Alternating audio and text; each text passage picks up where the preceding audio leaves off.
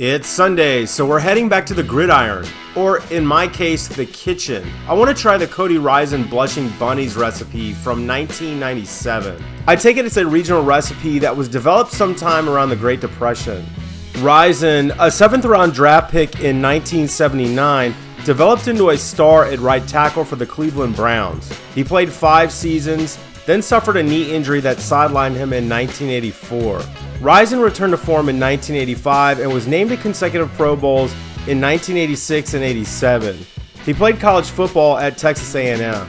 Everyone enjoys a treat from the Lone Star State, Risien says. My wife Kathy and I both grew up in Texas. And as for the Blushing Bunnies, Risien says it's very popular with his 3 daughters, whom he calls his Risienettes. It's a recipe from my childhood, Cody says. Make it and you'll understand the name. Spoiler alert, I made it and I still don't understand the name, but the recipe will be at the end of this video.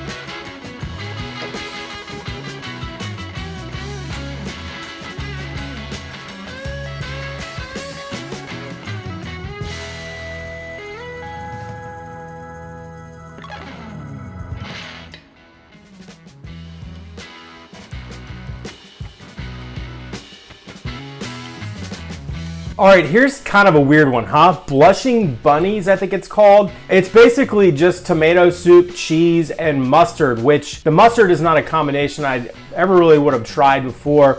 I didn't add any pepper, I didn't add any salt. I just added some fresh parsley for garnish and for some color. And then this recipe actually called for you to serve it with tortilla chips, which I think would be kind of a weird combination. I just wanted a simple grilled cheese, and so that's what we're making today. It's perfect fall complement for tomato soup. Now, he said this was a favorite of his daughters. When this book was written in 1997, his daughters now probably have children of their own. So they're probably serving it to their kids, if indeed this is a family favorite. I haven't tried this yet, so let's get into this.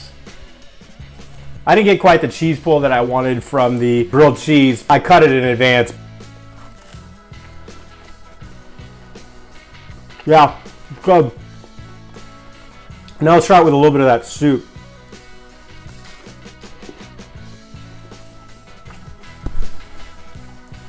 It's pretty cheesy.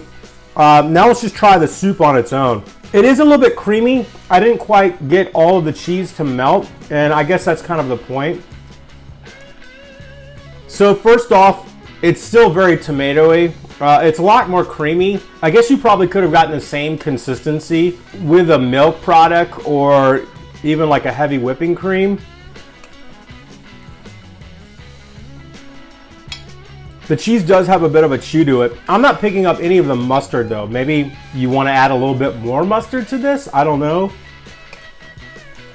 I actually have some Tostitos right here, so let's try it with that. So I just opened the bag. I figured we'd go with just the scoops to probably make it a little bit easier.